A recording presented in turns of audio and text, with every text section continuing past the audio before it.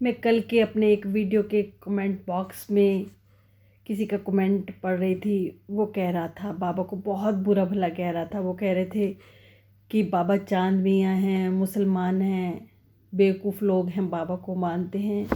सुन के बहुत दुख हुआ, उस पर गुस्सा भी बहुत आया। दिल किया कि उसे खरे खोटे सुनाऊं, पर फिर बाबा की बात याद आई कि किसी तरह के वाद विवाद में मत पड़ो, किसी की निंदा मत करो। जो दूसरों को बुरा भला कहता है वह दूसरों को दोष मुक्त करता है और अपने हृदय को अपवित्र करता है। लोग शायद बाबा की आलोचना इसलिए करते हैं कि बाबा की बढ़ती हुई महिमा उन्हें अच्छी नहीं लगती। मैं तो यही कहूँगी कि अगर किसी को जुकाम हो जाए और उसे पुष्प सुरभि का एहसास ना हो, यह उसके कर्मों का दोष है। सारे संसार में प्रकाश फैला हो और किसी को सूर्य का स्वर्णिम रंग नजर ना आए तो यह उसकी दृष्टि का दोष है।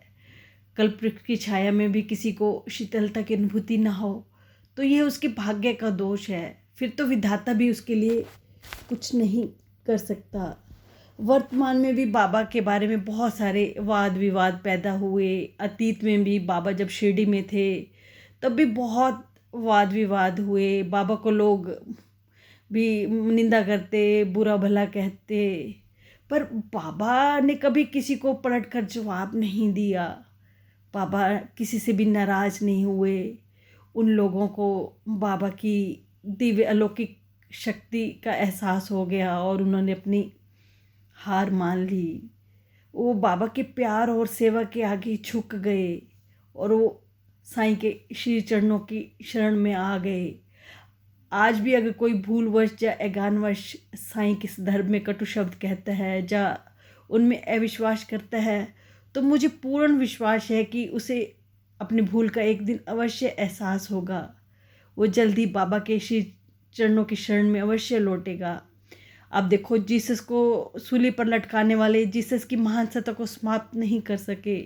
उनकी महिमा और चमत्कार से जीसस को मानने वालों की संख्या गुणात्मक रूप में बढ़ गई। आज विवादों के घेरे में जो कुछ भी हो रहा है वह एक ईश्वरीय लीला के अंतर्गत ही हो रहा है।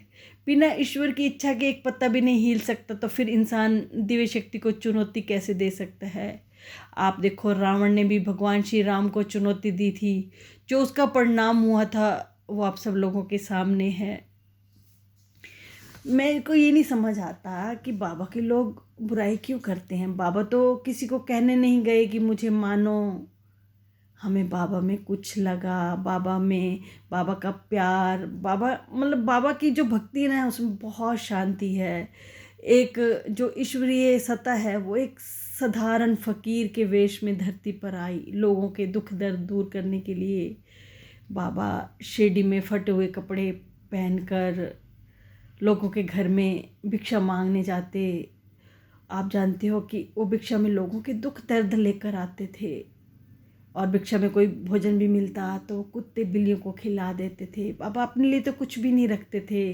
जब शिरडी गांव के लोग बीमार होते तो बाबा दूर जंगल में जाकर उनके लिए जड़ी बूटियां लाते और सबका इलाज करते। किसी से कुछ पैसा भी नहीं लेते और अपने यहाँ बाबा सबको भोजन बना के भी खिलाते। बाबा के दर से कोई भी खाली नहीं गया।